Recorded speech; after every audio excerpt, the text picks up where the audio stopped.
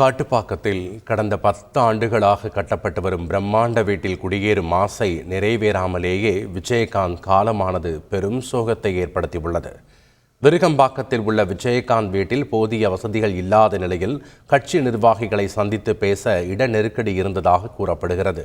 இதனால் பூந்தமல்லி அடுத்த காட்டுப்பாக்கம் ஹட்கோ நகர் பகுதியில் சுமார் 20,000 சதுர அடியில் கடந்த 2013ஆம் ஆண்டு முதல் புதிதாக பிரம்மாண்ட வீடு கட்டப்பட்டு வருகிறது.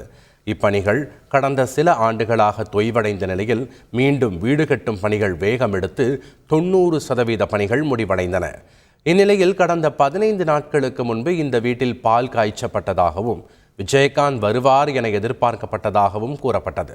சுமார் 10 ஆண்டுகளாக கட்டப்பட்டு வரும் இந்த வீட்டில் வசிக்க வேண்டும் என விஜயகாந்த் தீவிர முயற்சி மேற்கொண்ட நிலையில் அந்த ஆசை நிறைவேறாமலேயே அவரது உயிர் பிரிந்தது பெரும் சோகத்தை ஏற்படுத்தியுள்ளது.